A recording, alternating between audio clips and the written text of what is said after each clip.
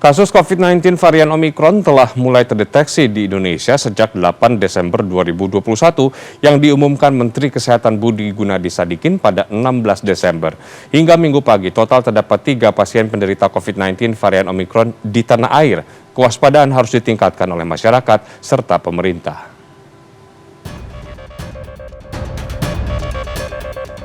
Kasus pertama Omikron di Indonesia didapatkan melalui whole genome sequencing yang dilakukan terhadap 3 sampel pasien positif COVID-19 yang merupakan para pekerja di Wisma Atlet.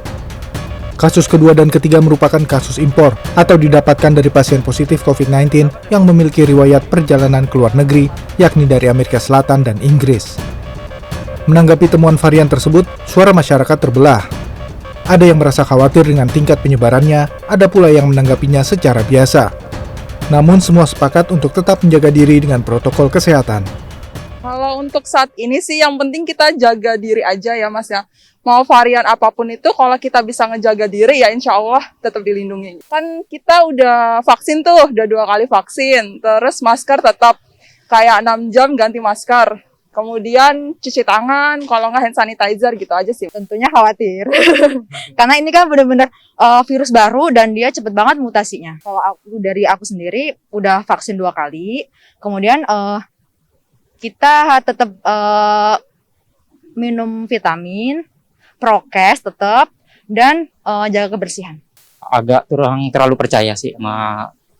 Dari awal COVID saya kurang terlalu percaya juga sih. Soalnya kan saya juga kerja di luar, di lapangan gitu. Jadi sehari-hari udah biasa gitu. Nggak terlalu khawatir? Nggak terlalu khawatir, udah biasa. Di tangan, mungkin pakai masker ya sehari sekali lah ganti.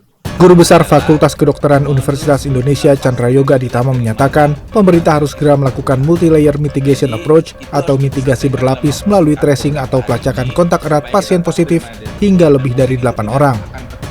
Mempublikasikan lokasi yang pernah dikunjungi pasien positif serta memperketat protokol karantina serta isolasi. Jadi tahap pertama yang perlu dilakukan adalah menelusuri dengan pasti dengan jelas dari mana Tuan N itu tertular. Jadi itu harus diselesaikan dalam waktu singkat beberapa hari ini supaya kita tahu dari mana dia tertular dan mungkin itu tidak akan terlalu sulit sekali. Kenapa? Karena tentu Wisma Atlet semua data pasiennya lengkap. Kalau sudah ketemu sumber penularannya, maka ini yang namanya berlapis. Kemudian dicek orang itu, yang sumber penularan itu dan juga Tuan N dan juga orang lain di dalam Wisma Atlet kalau ada kemana saja mereka bepergian dalam 14 hari belakangan ini. Untuk mencegah penyebaran, pemerintah juga berkomitmen untuk menyusun sejumlah regulasi yang lebih ketat, sembari menjaga kedatangan penerbangan internasional, juga mencegah keberangkatan masyarakat ke luar negeri.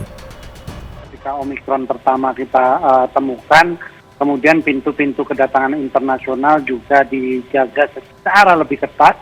Kemudian yang kedua juga masyarakat diminta untuk tidak bepergian ke luar negeri pada periode Natal dan tahun baru ini, sambil kemudian kita menyiapkan sejumlah infrastruktur regulasi yang lebih kuat, yang lebih mengikat, sambil memastikan regulasi-regulasi yang sudah ada itu dijalankan secara konsisten. Pemerintah harus sigap dalam mengantisipasi penyebaran varian Omikron melalui pengetatan dan penegakan regulasi.